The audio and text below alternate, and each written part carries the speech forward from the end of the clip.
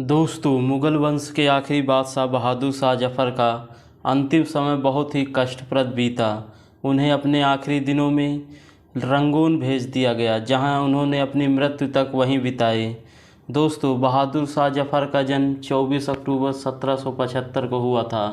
इनके पिता अकबर सादुती और माँ लाल बाई थी। इनकी माता हिंदू होने के कारण और पिता मुस्लिम होने के कारण इन्हें दोनों तरफ से प्यार मिला। पिता की मृत्यु के बाद बहादुर शाह जफ़र को 28 सितंबर 1837 में मुग़ल बादशाह बनाया गया। उस समय दिल्ली सल्तनत बेहद ही कमज़ोर और बादशाह सिर्फ नाम मात्र का रह गया था। 1857 की क्रांति में भाग लेने के कारण बहादुर शाह जफ़र को गिरफ्तार कर लिया गया। 1857 में जब दिल्ली पर अंग्रेज़ों का कब्जा हो गया तो कैप्टन विलियम हडसन लगभग 1000 सैनिकों के साथ बहादुर शाह जफ़र को पकड़ने के लिए शहर से बाहर निकला। उसके साथ लगभग 100 सैनिक थे। बहादुर शाह जफ़र हुमायूं के मकबरे में अपने दो बेटों के साथ छुपा हुआ था। हडसन ने मकबरे के मुख्य द्वार से महारानी जीनत महल से मिलने और बादशाह को आत्मसमर्पण करने के लिए एक टुकड़ी भेजी और उसके साथ उसकी टुकड़ी में 2 सैनिक मौलवी रजा वली और मौलवी इलाही बख्श को हुमायूं के मकबरे के पास भेजा गया। जब काफ़ी देर उसके सैनिक वापस नहीं आए तो उसे लगा कि उसके सैनिकों की हत्या हुमायूं के मकबरे में कर दी गई है। लेकिन तभी हडसन के सैनिक इस संदेश के साथ बाहर आए कि जफ़र सिर्फ हडसन के सामने ही सरेंडर करेंगे। तभी जब हडसन खुद जनरल आर्चडर विल्सन द्वारा दिए गए वादे को एक बार फिर उनके सामने दोहराएंगे और उनके जीवन को बख्श दिया जाएगा। मेजर हडसन, जो स्वयं उर्दू का एक महान कवि था, और उसने कहा, एक कुछ शेरो शायरी मारते हुए उसने बहादुर शाह जफ़र से कहा, दमदमे में दम नहीं खैर मांगो जान की, ए जफ़र ठंडे हुई अब तेग हिंदुस्तान की। बहादुर शाह जफ़र जो उर्दू के महान कवि थे, उन्होंने इसका जवाब दिया तुरंत, गाजियों में बूह रहेगी जब तलक ईमान की, तख्त ए लंदन तक चलेगी तेग हिंदुस्तान की। 20 सितंबर 1857 को हडसन के सामने जफ़र ने आत्मसमर्पण कर दिया। मुग़ल बादशाह के परिवार को लगभग 16 सदस्यों को गिरफ्तार कर लिया गया। अगले दिन हडसन ने 3 मुग़ल शहजादों मिर्ज़ा मुग़ल, मिर्ज़ा ख़िज़्र सुल्तान और जफ़र के पोते अबू बख्त को गिरफ़्तार कर लिया गया। सभी को बैलगाड़ी में बिठाकर पूरी सुरक्षा में दिल्ली ले जाया गया। काफ़िला जब दिल्ली गेट पर पहुंचा तो वहां पर हज़ारों मुग़ल मुसलमानों ने उसे घेर लिया। कहा जाता है कि हडसन ने तीनों शहजादों को बैलगाड़ी से उतरने का फरमान सुनाया और उन्हें निर्वस्त्र करवाया। फिर पॉइंट ब्लैंक रेंज पर गोली मार दी। उनके शवों को 3 दिन तक चांदनी चौक की कोतवाली में लटकाए रखा गया ताकि विद्रोह के समय कोई भी सैनिक फिर से आवाज़ न उठा सके।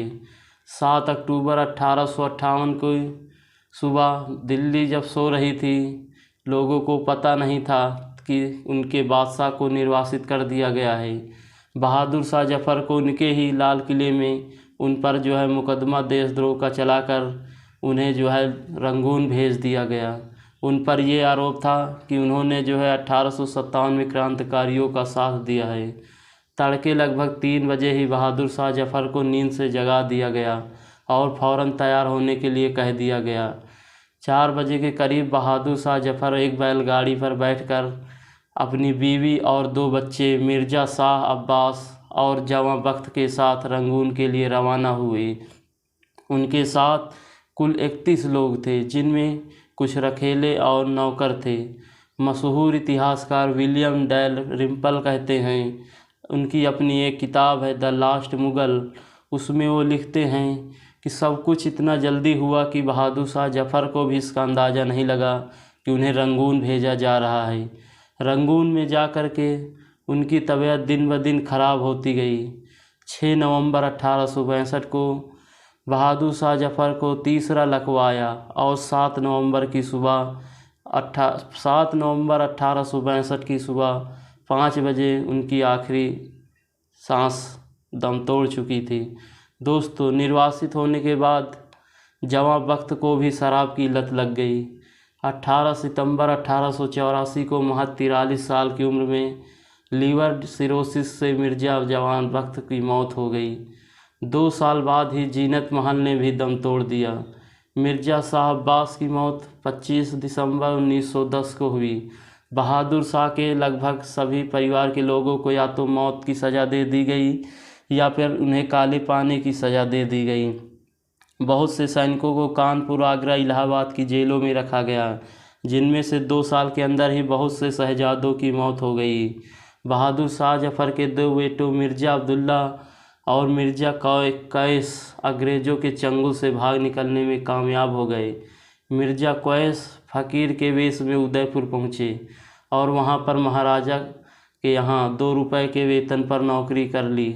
मिर्ज़ा अब्दुल्ला जो अपनी ज़िंदगी टोंक की रियासत में बिताई, बहुत ही गरीबी में बिताई। बहादुर शाह के बाकी 2 बेटों को या तो फांसी दे दी गई या तो मार दिया गया था।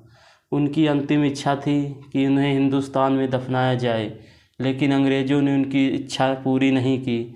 दोस्तों, उन्हें रंगून में उन्होंने अपनी शायरी को दर्द बयां किया। इसके बारे में उन्होंने लिखा, वहाँ की दीवारों में उन्होंने लिखा, लगता नहीं है जी मेरी उजड़े दयार में, किसकी बनी है आलम नायादार में, बुलबुल को बागबां से ना सैयद से गिला, किस्मत में कैद लिखी थी फसल एक बहार में, कह दो इन हस्तों से कहीं और जा बसें, इतनी ना कहा है दिल ए दागदार में, इतनी ना कहा जगह है, इतनी ना कहाँ जगह है दिल ए दागदार में, ए साख गुल पे बैठ के बुलबुल है साखमान में सादमान में, एक साख गुल पे बैठ के बुलबुल है सादमान में, कांटे बिछा दिए हैं दिल ए लाल ए जार में, उम्र ए दराज मांग के लाए थे 4 दिन,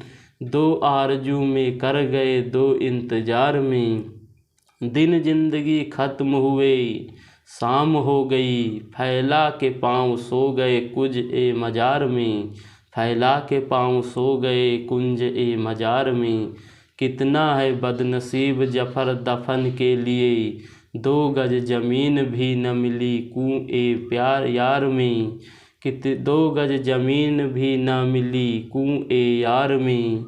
तो दोस्तों, बहादुर शाह जफ़र ने ऐसे ही जो है अपनी शेर व शायरी से अपने जो है दर्द बयां किया। तो दोस्तों, इन्हें जो है अपने देश में दफन होने के लिए मौका भी नहीं दिया अंग्रेज़ों ने।